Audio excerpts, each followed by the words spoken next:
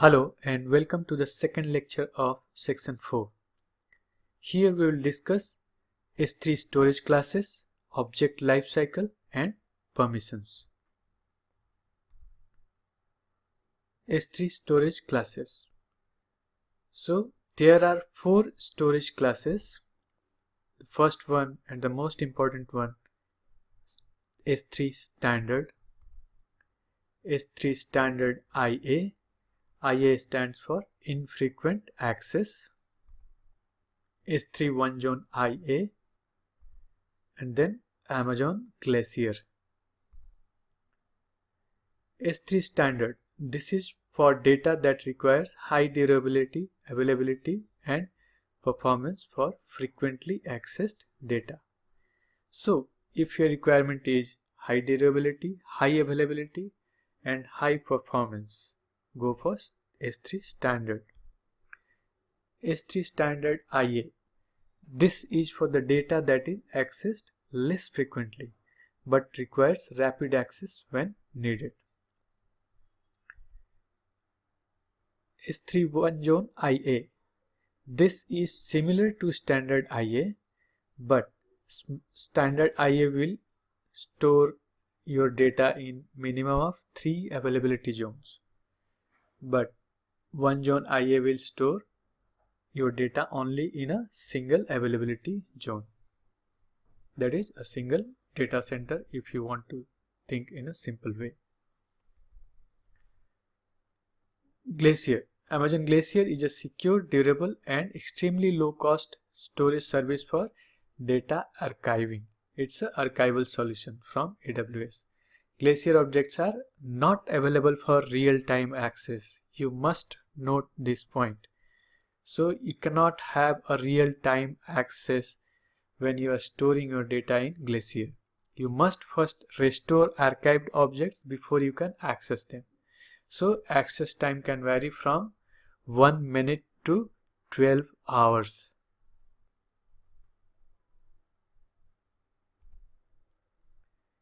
S3 one zone IA has been launched recently, that is in April 2018. There's another storage class as well. It's called S3 RRS. RRS stands for Reduced Redundancy Storage. It is designed for non-critical reproducible data that can be stored with less redundancy than the standard storage class. With the launch of S3 one zone IA, this RRS storage class might get deprecated in near future.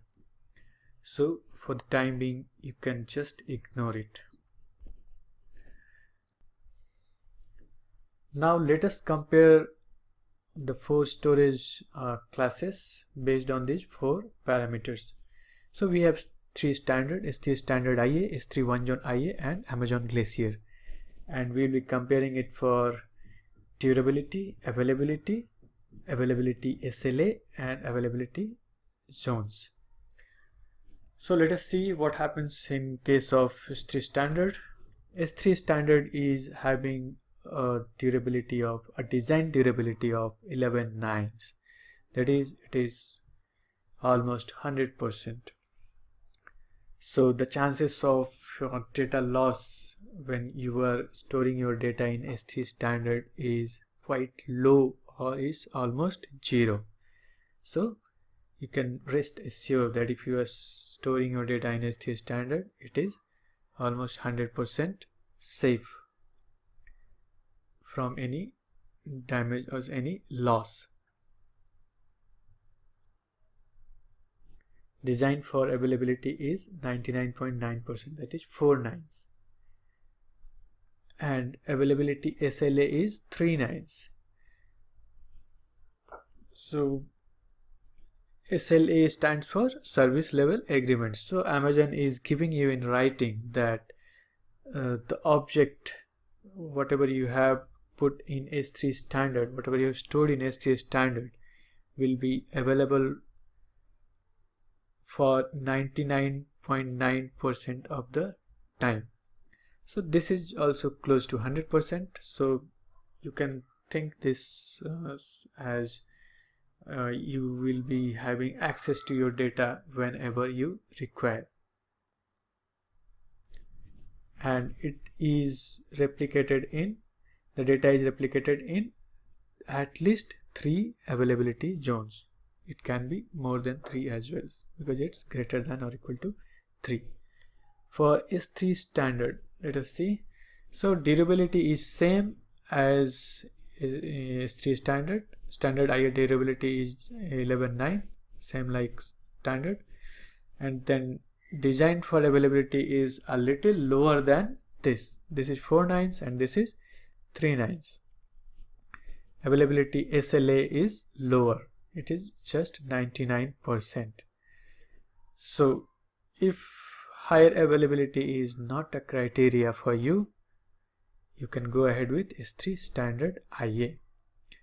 And number of availability zones where the data is replicated, it is same as S3 standard, that is greater than or equals to 3. So S3 standard IA differs only in case of availability. It has lower availability than S3 standard. Now let us see S3 1 zone A. S3 1 zone A, you can think this is quite similar to standard IA, but with a lower number of replication in availability zones. It has only one zone. It will store your data only in one availability zone. So S3 1 zone, the name itself signifies this availability zone number. Okay, now let us go to Glacier. What happens here? So durability is 11 nines and availability is, this is, I mean, you cannot have a real-time access of your data when you have stored it in Glacier. Number of availability zones where it is replicated is equals to or more than 3. So here you must note that Amazon Glacier is not for real-time availability.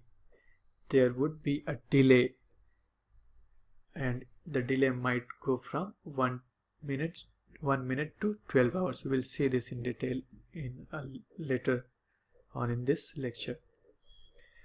Now the most important criteria, that is price. What price you are going to pay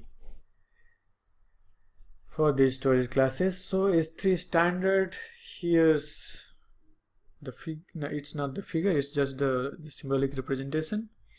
S3 standard IA, here is for 1 zone IA and Glacier.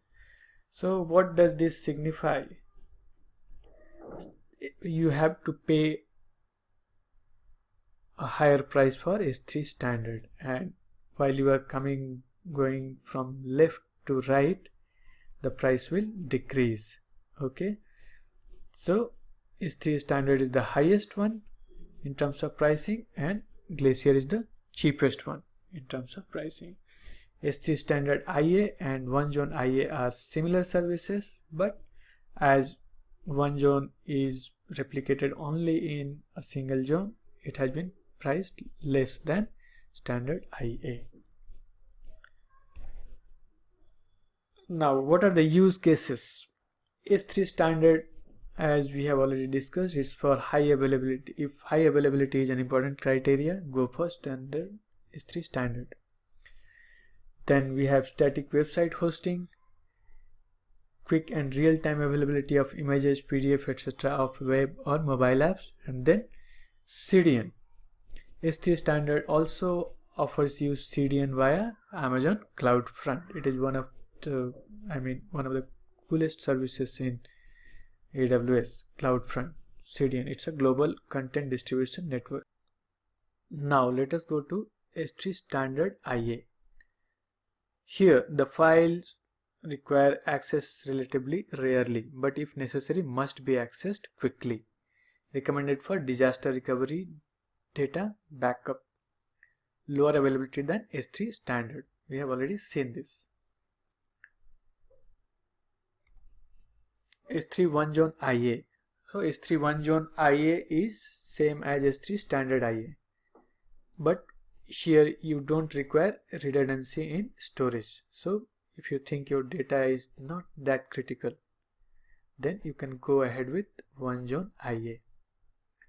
Glacier. Glacier is most suitable for archives and backup copies of data with long duration storage. At the same time, where you don't require real-time access. So wherever you require high availability, you go for S3 standard, but the price of S3 standard is a bit on the higher side.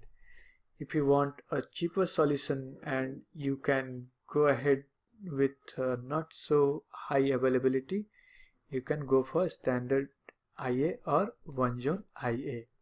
For data archival and backup, use Glacier. Now let us see what is object lifecycle. S3 object lifecycle. Suppose you have a payroll processing application where you are generating payslips once at the end of every month. So I think logically you can guess what's the pattern of access of the payslips. Yes, they are heavily accessed and downloaded for the first few weeks, and then the traffic for accessing them gradually reduces. After about a month, when the new payslip is generated, the frequency of accessing the old payslip is highly reduced. Now, the frequency of access of the new payslip is very high.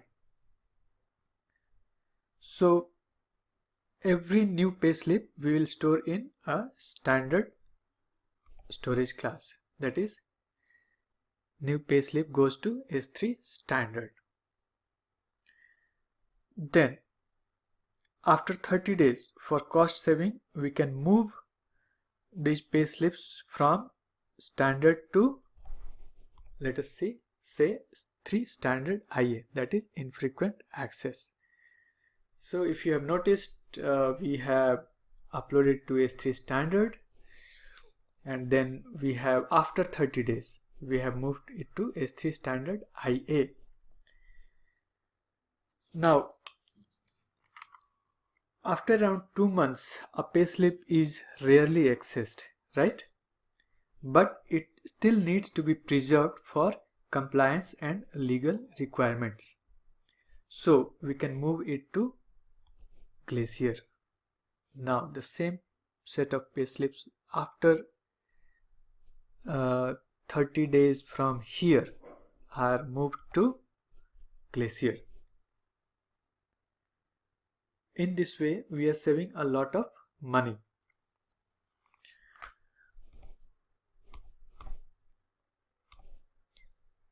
So this, I think this is clear, right? From here to here it's 30 days, and again from here to here it's 30 days. So from the date of generation and to moving it into Glacier, it's 60 days. So after 60 days we are moving into Glacier. You can choose these numbers based on your requirement. These are just examples.